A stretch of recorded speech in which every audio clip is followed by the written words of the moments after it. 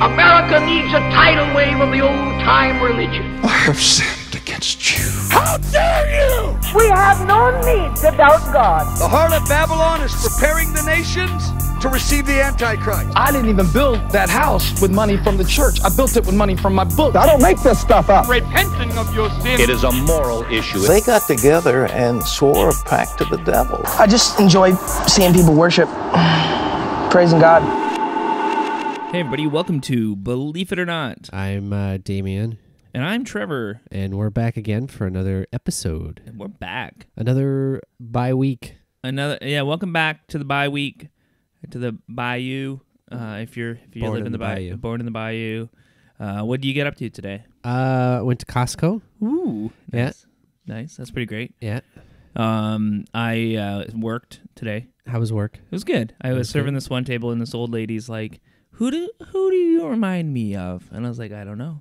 She's like, do you ever get an actor? Did anybody ever tell you look like an actor? And I was like, I mean, I've been told Thomas Middleditch, but I don't think you know who that is. She's like, no, that's not it. Oh, young Robert De Niro. And I was like, yeah, no, I'll take that. Yep, no problem at all. And she's like, and I know, I had the biggest crush on him back in the day. I'm like, all right. Man. Yep, where I'm sold. So you're saying you got a new girlfriend. So I have a new girlfriend. I think she's in her 70s. Mm-hmm. Yeah. Hey, that's cool. That's cool. Yeah. Hey, man, why not? It's just the way it is. Yeah. So that was my day. So a young Robert De Niro. Nice. And then a little later on in the same day, I had a $75 table not tip me. Oh, okay. Well, yeah. You got to have balance, right? And I was like, hey, was there anything wrong with the service today? And they're like, no, it was great. You were awesome. Thank you so much. And I was like, okay, well, it's just that I didn't get a tip, so I thought maybe I messed up. And they're like, no, sorry. Thanks, though. Bye. I was like, okay. Cool. No, I prefer your thanks. Huh. Yeah. Interesting. Yeah, so that was my day. So ups and downs, you know? Yeah. Well, now you have to work on your Robert De Niro. Mm-hmm. And just start playing it up at work and see if people will start saying like, hey, you were Robert De Niro. Excuse me, are you talking to me? We'll work on it. Yeah, okay. Yeah. Sorry, that just reminded me of that show Cavendish when the stepmom's like, did you fuck my wife? Yeah. Yeah, that was Robert De Niro. All right, so today, let's get right into it. You want to get right into it? Go right for it. Do you know what apologetics is? It's what we're doing after you dropping that line on the podcast. Yeah. I'm apologizing.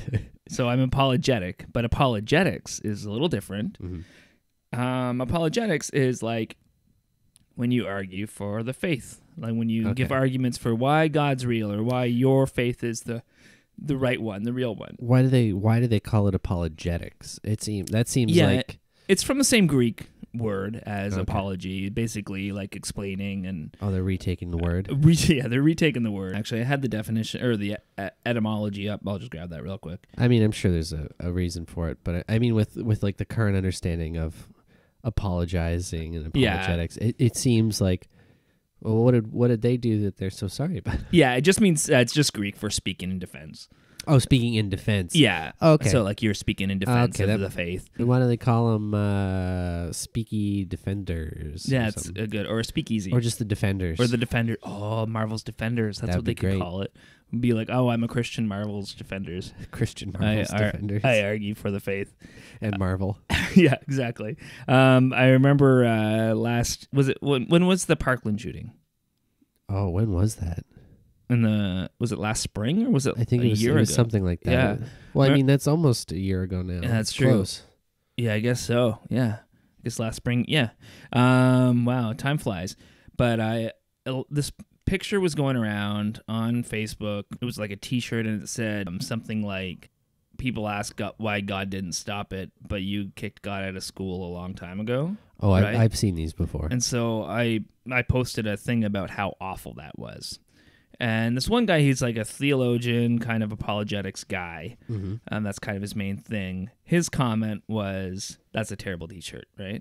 Yeah. And then this other woman came on and started arguing why it was true, and why we can't expect God to do something if we don't allow him in schools. And I was like, you were never not allowed to pray in school. It's just you couldn't make it part of the curriculum or whatever. Personally, you're allowed to pray. Personally, you're allowed to read the Bible, and Christian clubs are allowed. Like, it's not. And I was like, and also, why do the kids deserve to die because of this? Yeah. And stuff like that. And she's like, well, they deserve to die because of original sin or whatever. And I said, you're a terrible person. Yeah. For saying, well, the kids deserve to die because of this. Yeah. If you have to justify why it's okay Yeah. that kids are dying. Yeah. And so, yeah, I said, you're a terrible person. If we're ever at a party or anything, please avoid me, and I'm unfriending you on Facebook. Oh, I don't think that person would ever be at a party. Yeah, that's true. And she's like, I'm sorry if I worded it bad. I'm not good at apologetics. And I was like, the person who was good at apologetics was the one who said that's a terrible T-shirt. There you go. And but she was, she had this apologetics kind of on a pedestal of like, right. It's an important thing. But I don't know. I kind of view it as kind of dishonest. So, sorry, Like, let me just clarify. So, yeah. apologetics it's not necessarily like a specific denomination, but it's just a general, the general idea of Yeah. defending the faith. Yeah. In any context, or is there a specific context? A lot of times it'll be in debates, or there'll be books of like why faith is real. Like C.S. Lewis, author of Narnia. The Narnia books, wrote a book called Mere Christianity, and it's all kind of his arguments for the faith and why Christianity is true and why God is real. So, in the case of this lady, then, just defending killing children, would that technically be considered apologetics? No, or is that just she's just an idiot. She's just an she idiot. just Okay. thought That's what I thought. Oh, if I was better at apologetics, then I could word this better. It's like, no, you're just So it's not justifying horrible things. no, not at all. Yeah. Okay. That was. I just found it really funny that's how she ended it with like, oh, sorry, I'm not good at apologetics. Right. No, you're just a bad person. I mean, it was a good way to kind of segue into figuring out kind of the semantics of what would be considered apologetics. Is it more focused then on dogma and the actual theology of it, rather than specific incidences? Like, again, where it's like, well, this happened because this, and it's like, yeah. So it's more. It'll have like it's more like arguments from different points of view. So there's like, quote unquote, scientific arguments or like philosophical arguments. Philosophical arguments, or like, different things like that. So I'll kind of go through quickly a brief kind of origin, ironic, you'll see why in a sec, okay. of kind of Christian apologetics. X-Men's origin. And X-Men origin apologetics. And then kind of talk about some of the arguments and some of the categories of arguments. Is it also trying to what's the word I'm looking for? Not unify, but rationalize. Not rational. There's a specific word and I can't think of it to kind of have the three different kind of contrasting viewpoints fit into the narrative that they're trying to push, kind of thing. Or do you know what I'm saying? Like, I think so. When you're saying like, oh well, it's still like what the Bible says, even though it says this. And like trying to rationalize, kind of like the scientific thing within the context of the. It can be, but mostly it's like just going to be arguments for why the Bible's right, or like why Christianity's right, or like why sometimes it's just as simple as there has to be a God. And then they kind of infer like, and it's probably our God. But why? So, I know you don't believe that, but why does there have to be? Yeah, I know. So okay. So we'll all right. So actually, here we go. Like I'll just so there was this guy named Celsus, a Greek philosopher named Celsus, right? So he's in like current era, early 80s, so like 100s, around then. He's going around saying Christianity is awful, Christians are terrible, and he wrote The True Word, and it was a criticism of Christianity, basically. Origen comes along, a guy named Origen, and he published an apologetic treatise called Contra Celsum, which is like basically against Celsus. Yeah. And it's the first real Christian apologetic book. So he goes through and says why Christianity is right, blah, blah, blah. It's all good. So this started off as a disc track? It started off as a disc track. Oh, my God. Yeah, a disc track, not a disc track. I can't speak. So that's kind of the first big major Christian apologetics texts there are. And then the tradition just continues today. One of the biggest guys right now is this nice fella named William Lane Craig. Kind of a douchebag. Is that why you said nice fella? Yeah, okay. yeah. He's the one that like people worship. Like this guy is the smartest guy ever.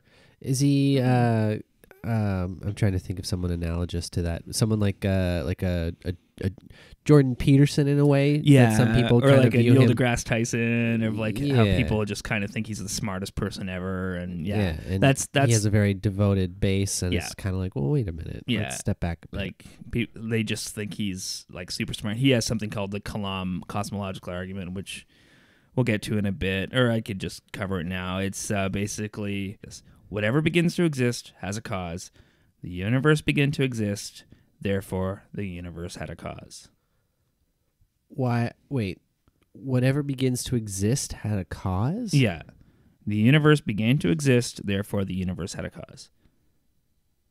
Why does everything that? What's the basis of his argument exactly? Because like I was watching a video about it, and it showed like a chicken laying an egg, and like see that egg had the cause. What was the chicken? This seems like a logical fallacy. Where it does, it's just like, yeah. Okay. Because like if you think about it, can you really think of anything that began to exist? Everything's just made out of other things. Yeah. Nothing that I can think of began to exist.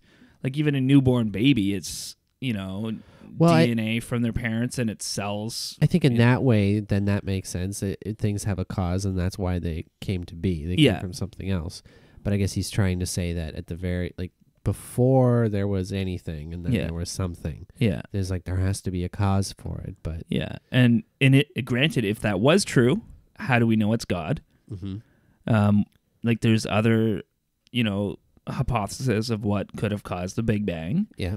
We also don't know that it needed to be something. That's the very first well could thing. Be nothing. Everything we've seen has had to have a cause, but we don't know. Everything in our perception. Yeah, exactly.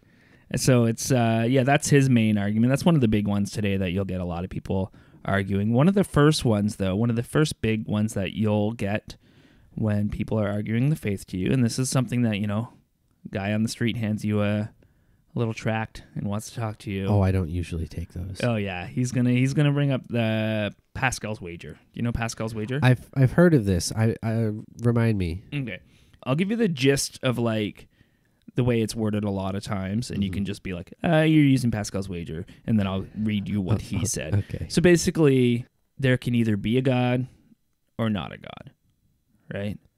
So you have to make a choice. Do you believe in God? Or do you not believe in God? If you say, I believe in God, and God doesn't exist, nothing happens. If he does exist, you go to heaven when you die. Okay. But if you say, I don't believe in God, and he doesn't exist, then nothing happens. But then if he does exist, then you spend eternity in hell. So the logical option is to say, I believe in God. But wouldn't a just and true God rather have people not believe in him but be kind and good people rather than people who blindly believe in him and are terrible, horrible people? Never heard of it. Never heard of any religion saying that. No. Because I mean, you would think if everything that you espouse your deity to be, and they're so insecure that the only way that they'll grant you any kind of eternal freedom is if you devote your life to them, because they need you to need them so badly, some bad ex. Yeah, and you can't. Okay, first of all, you can't believe something that you don't believe in. You don't just choose to believe. You something. Can't just you're not just gonna say well, I may as well believe it, otherwise I'll go to hell. Yeah, and then why is that a good thing? Is that your faith is based off of a fear of retribution? Yeah, right? That's not a healthy way to go into something. Is that the only your biggest draw is because you're afraid of going to hell? Yeah, and then you have so many religions. Mm-hmm. So are you choosing the right religion? Yeah. In Christianity alone, you have so many denominations. Oh, they all hate each other. Yeah, they all hate each other. Some of them say that you have to believe in ours or you go to hell. So what if you chose the wrong one? That's true. There's way more than two choices going on here. I feel like the right one was probably some little one that got like extinguished thousands of years ago. Like, have you seen The Good Place?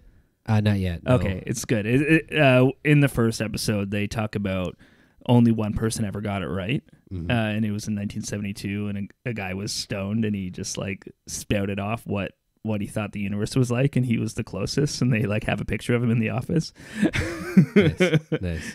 So so this is what basically. So Pascal was a French mathematician in the 1600s. Yep. And he's the one who came up with this wager. But he said, number one, God is or God is not. Reason cannot decide between the two alternatives. A game is being played where heads or tails will turn up. You must wager. It's not optional. Let us weigh the gain and loss in wagering that God is. Let us estimate these two chances. If you gain all. If you lose nothing.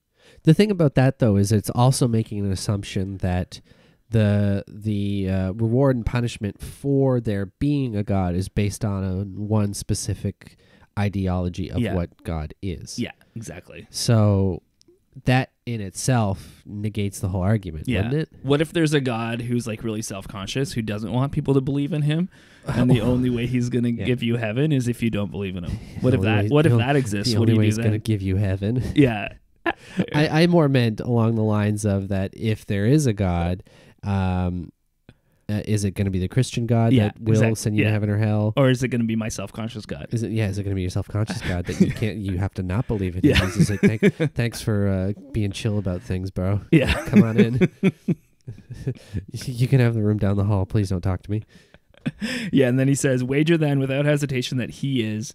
There's here an infinity of an infinity happy life to gain, a chance of gain against a finite number of chances of loss.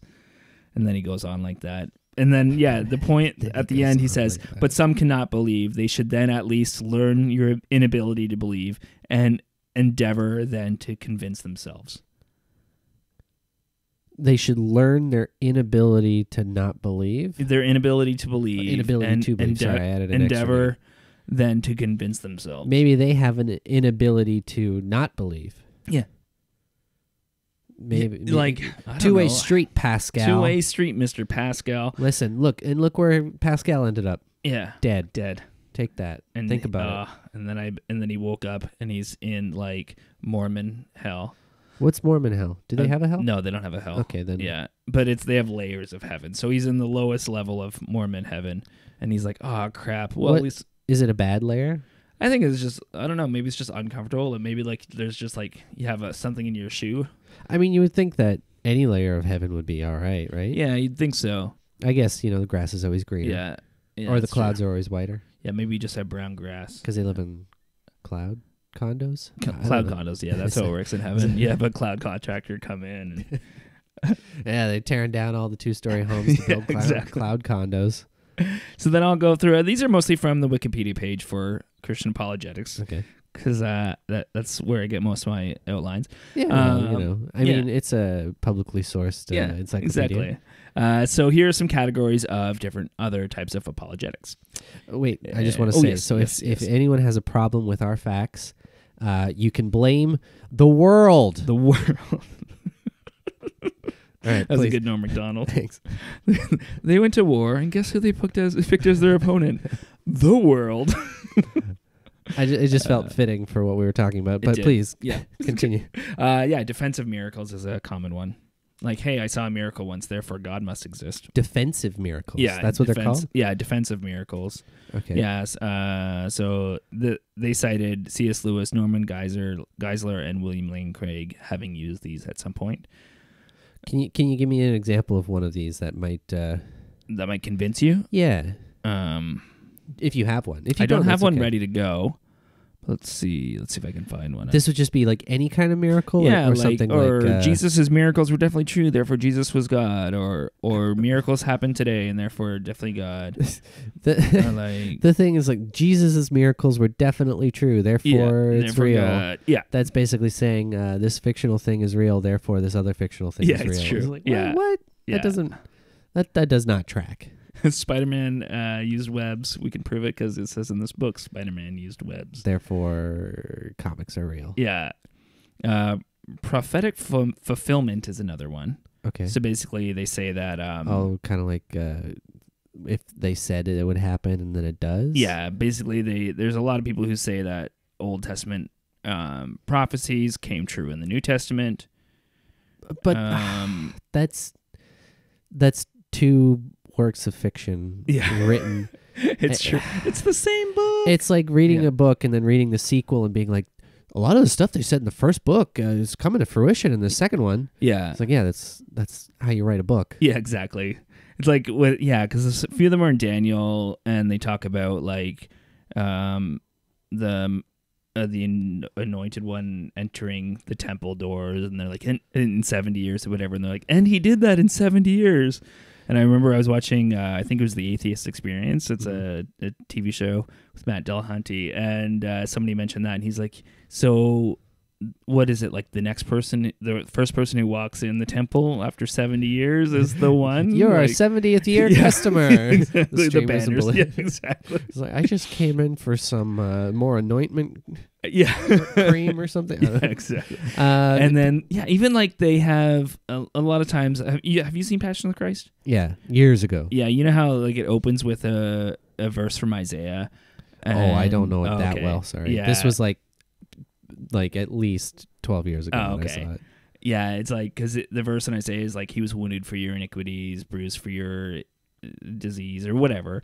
And it's supposed to be about Christ, but then if you read more, it's like definitely about a different character. And same with like, they will, like at one point they will call him Emmanuel from the Old Testament. It's like, but they didn't call him Emmanuel. They called him Jesus. Like, what are you doing? Yeah, but it means anointed one. Yeah, okay, but they didn't call him Emmanuel.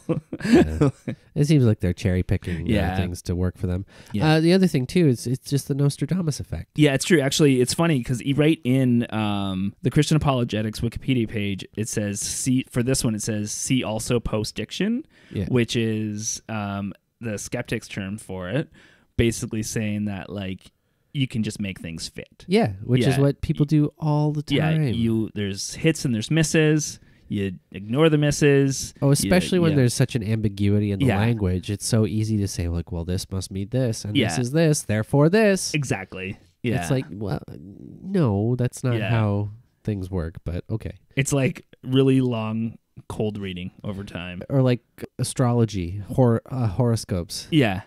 When people are like, you know what, I am a very confident, crazy person, and maybe this year I will meet someone new in my life. Yeah, but then you're gonna meet somebody new in a year, hopefully. Hopefully. Yeah. It's generic enough that you can ascribe anything to it. Oh yeah. Bible apologetics, basically saying that the Bible's right, we can prove it. The Bible's inerrant, and therefore God. Okay. I find it very funny that they're using a document that claims something in order to like prove its claims. Yeah. Which seems like it's like doing a study on something and then using that study to back up the study. Yeah. It's one guy Christians will use a lot is Lee Strobel. He wrote a book called The Case for Christ. Yeah. They recently made a Christian movie about it. One of his arguments is that there was 500 witnesses that saw Jesus after the resurrection, but it just says that in the Bible. There's no other places. Yeah, it's an arbitrary. Yeah, the book wrote that 500 people saw it, therefore there were 500 witnesses that all corroborated it. Like, no, we don't have any of their corroborations anewhere else. Any secondary sources or any real primary sources. Yeah, it just says, like, why would 500 people lie? No, there were 500 fictional characters. And the Bible was written how long after this supposedly happened too? Like those books? Yeah, those books were probably like 90 years or 60 to 90 years after. Yeah. I mean, try writing about something from 5 years ago right now. Yeah. And see how much of it you're just gonna make it up. Yeah, it's true. And we have the internet. Yeah, exactly. Yeah, then there's a number of philosophical arguments. We kind of talked about the cosmological arguments, but it's basically there's six philosophical arguments that we'll kind of go through, and these are popularly used. Cosmological argument. There's a cosmological argument, which is what William Lane Craig uses. Yeah. But it's basically the same thing, that the universe exists, therefore God must exist. All right. And that's I don't know. It's an old one. Plato used it. The universe exists, therefore gods must syllogisms. exist. It's like dogs have 4 legs. My cat has 4 legs. Therefore, my cat is a dog. Yeah, or like saying I don't know if it's quite the same, but I like those. Chocolate comes out of my butt. Therefore, you have chocolate. Therefore, it came out of my butt. Yeah. I mean, it is. Is it chocolate? You should see a doctor about that. It's sweet. I stand by what I say. Okay. I should see a few doctors. A few, yeah. Yeah. A whole team, like in house. Yeah, exactly. There's the teleological argument, which argues that there is a purposeful design in the world around us, and a design requires a designer. I hate that argument so much. It's too complex. Well, it didn't start complex, you fucking moron. Yeah, exactly. It's like the watchmaker argument. Have you heard the watchmaker argument? Yeah, if you're walking through a forest, you see a watch on the ground, then you know it had a designer. First of all, it'd be like, ooh, free watch. That I wouldn't think about the designer. Yeah, well. But I would also know where it came from because there's a logical reason for it. Yeah. But I mean, if you look at a tree, you're not like, oh, there's been a creator behind that. Not that this was based off of, actual science. Yeah, exactly. There's a video of dissecting a giraffe, right? And the giraffe died of natural causes. Calm down, people. I just imaginary audience who's mad that somebody was dissecting a giraffe. But I mean, if you could, wouldn't you? Yeah. But there's a nerve from the eye to the brain that goes down your throat, or like down your neck, and then back up again. And with a giraffe, it's like this really long nerve. Yeah. And humans have it too.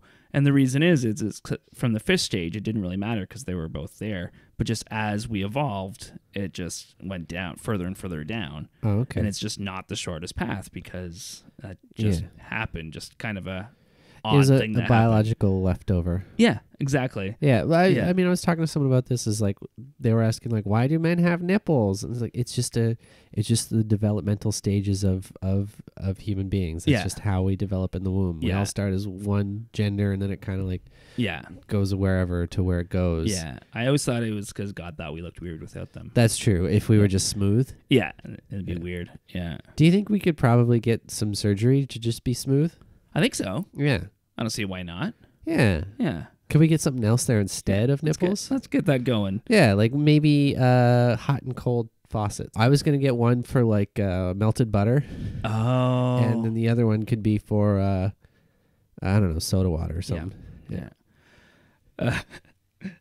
That just reminded me of back in the day, I had a cancer scare. They thought I might have cancer. I didn't, but it was testicular. Oh, so someone had to touch your doodads? Yeah, I felt so bad for her. Was it a team of doctors? It was a team of doctors. But we joked later that if I did have to get it removed, that I would just get like a pouch that I could store things in replacement, and then just have keepsakes and stuff. Well, they wouldn't just like saw everything off below the shaft, would they? No, I hope not. I wouldn't think so. Yeah, but I mean, it would be cool to have a secret compartment. Yeah, either way, I want a secret compartment. Whatever they do down there, I want a secret compartment. Where design, right? So it's basically things. I think things are designed, therefore things are designed. Yeah. It's the same things we talked about on the creation episode about like go on. Oh, it's kind of like when you get an Apple product and it says designed by Apple, made in China. Yeah. Design in do they still say design in California maybe, made in China? Yeah. It's such a weird thing. The ontological argument argues that the very concept of God demands that an actual God exists. And I remember learning about this in philosophy class. Okay, so the idea of God demands that a God exists. Okay, so That doesn't make any sense. well, okay, I think it goes a little something like this, and I could be wrong, so please forgive me.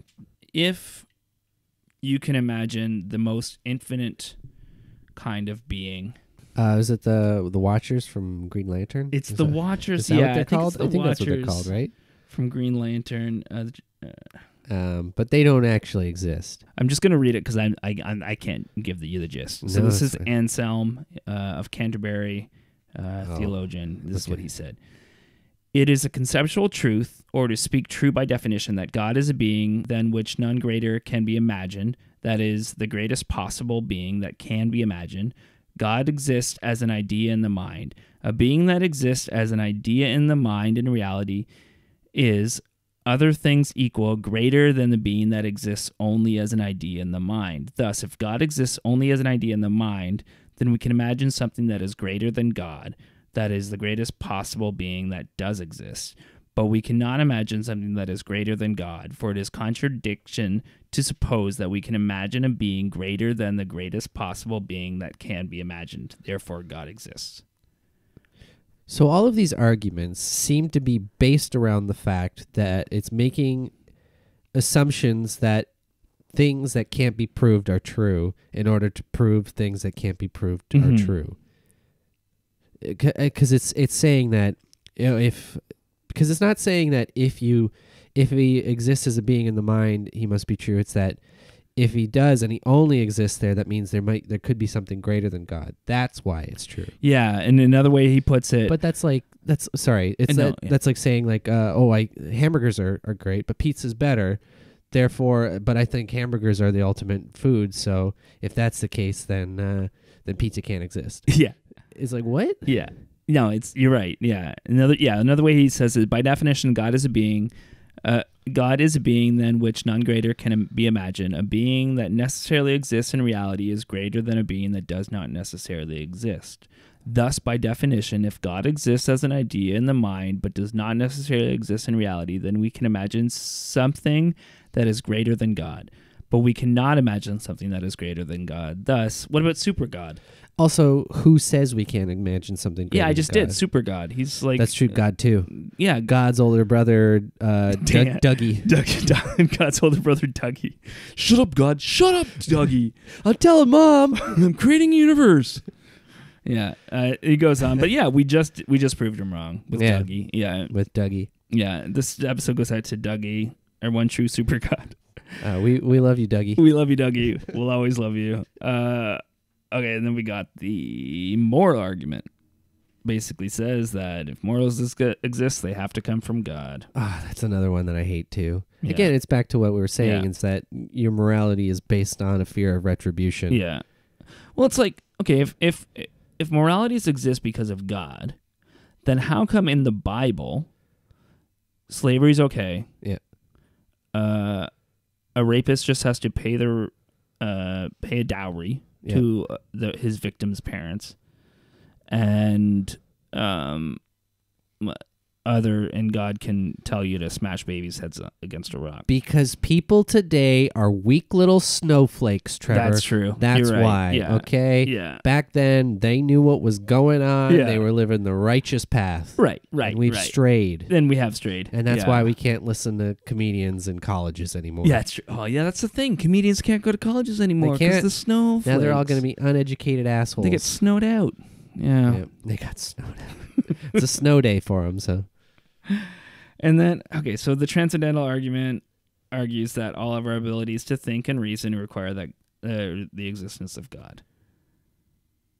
They require us to. Yeah. Why do they require us to? Well, how else would you think? I mean, okay, I'm going to be honest here.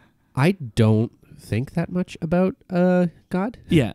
At all. Yeah. I mean, we do a podcast about it, but I mean, outside of outside of that, it's not really something that comes up in my day to day. Yeah. There's no real necessity for me to ruminate on these questions without being prompted by someone else. Oh, yeah. So they're all circular arguments. God is a necessary precondition for logic and moral because these are immaterial, yet real universals. People depend upon logic and morality, therefore God exists. Yeah, that doesn't prove anything. No, it's the chocolate bar one again. You set up the premise and then you say that because this exists, the premise exists, but it's just a circular argument. There's nothing that's providing any substance. No, not at all. And then the last one is the presuppositional argument.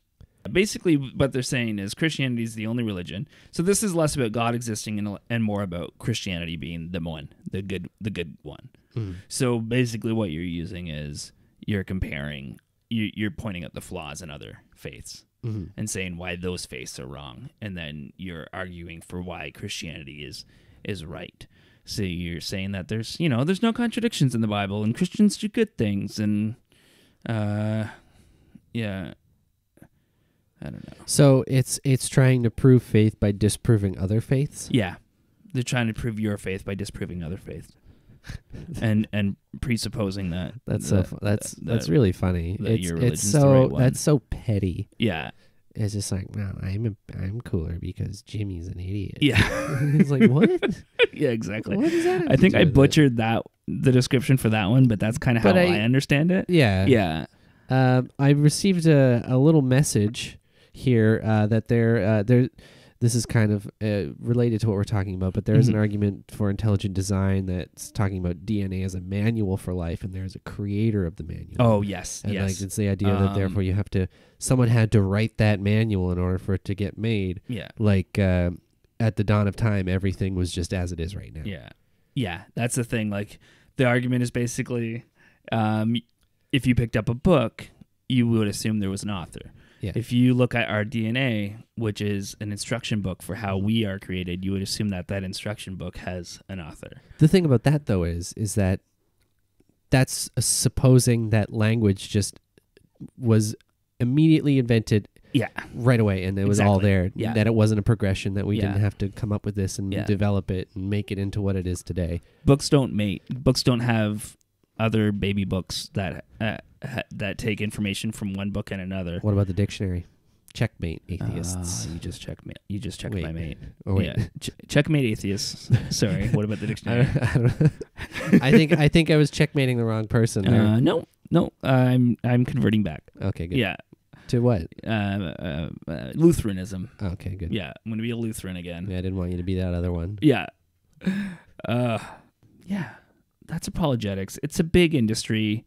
Another guy named Dinesh D'Souza. Yeah. He's a big Trump supporter, and Trump's helped him with things. He's been in some hot water for there was some criminal stuff, and he also cheated on his wife and stuff. Yeah, that tracks for still doing pretty the well. Administration. Yeah, Frank Turek's another big one, kind of the same deal as all the other ones. I think a good point you made was that it's big business here. Yeah, it's big business. Yeah, and that's why it's Yeah. What's interesting though is the atheist community, I think, is kind of helping them.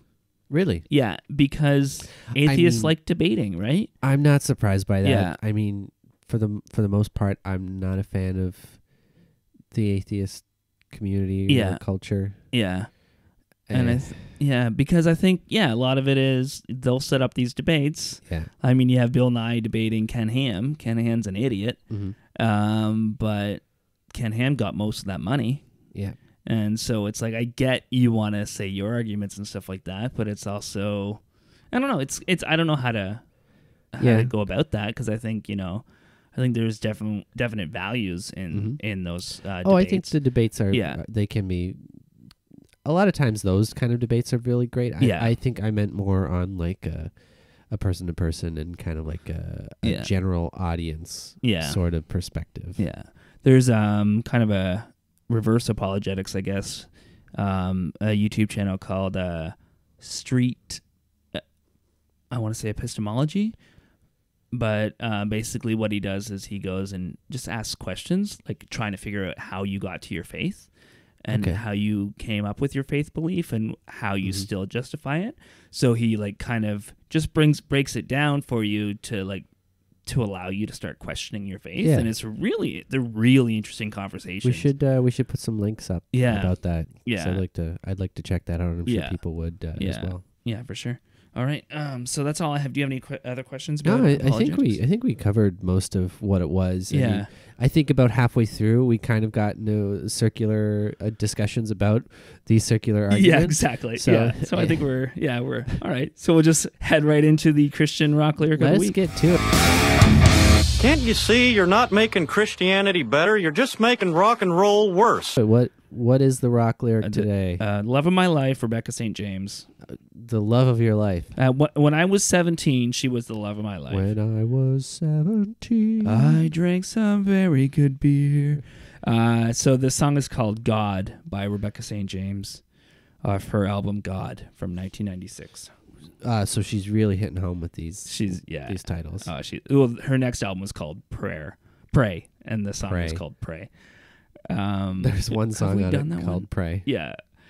So here we go. He made the night, he made the day, spread the earth upon the water, make the heavens and the rain. Look at the sky, see its design. The very same creator is the one who gives life. And what is man that he's mindful of us? We're merely clay in his hands. What am I that he loves me so much he would die? You know, all I can say is, it's God, truly God. Can you see? Can you hear? Can you touch? Can you feel? It's God, truly God. I can't explain any other way, because it's God. I feel if you replaced God with the noise, it would work just as well. Mm-hmm. Or the noid. The noid would work too. Yeah. It's the noid. Is it? I know they say you're not supposed to take the Lord's name in vain, but isn't calling your album God kind of taking the Lord's name in? Some would say. I mean, there's a big trend coming back now to spell it G-D. G-D. Yeah. Oh, and so you're not taking it in vain, and that's why Yahweh was usually spelt with letters missing, because they didn't want to accidentally take his name in vain, and a lot of times they would give him euphemisms or say other things because they didn't want to accidentally take God's name in vain. Like the man upstairs. Yeah, like the big guy in the sky. Yeah. So yeah, could be. I'll write her a letter. Find out. I think she's married now, so she won't be interested in me that way, but I'll just find out. Well, maybe once you confront her with this horrible thing that she's done, she will feel so bad she'll get a divorce. And 17-year-old me will be happy and believe in God one more time. Would you? Oh, man. If Rebecca St. If she gave up her current husband and came and... Yeah, it'd prove it to me. Yeah. Okay. Bible... I would be pretty convinced for a little bit. I would have like a moment of a crisis of faith. Mm-hmm. Yeah. I mean, the Bible says, thou shalt not test the Lord your God, but there's also plenty of times in the Bible where he tests. Prophets test him and it's fine. So I think I'll just assume I'm a prophet. Yeah. And say, God, if she leaves her husband, denounces her faith, I will come back to you. Yeah. Why do we got to be testing everyone? What's that? Why do we got to be testing everyone? I don't know. That's true. I don't know. Just live your life. Yeah, live your life. All right. Okay. So I think that's it for us. That's what Dougie loves. Dougie loves Super God. Dougie is he just lets you live your life, man. Yeah, exactly. Dougie don't give a shit. Dougie don't give a shit. All right. Thanks, everybody. We'll see you next time. See you next time. Rate us on iTunes. Tell your friends about us. Find that one friend who you might think would enjoy this, and don't forget to tell them about it. Believe it. Or not. Work, Sky Moon. Cosmological argument. Are you going to sing it? Yeah.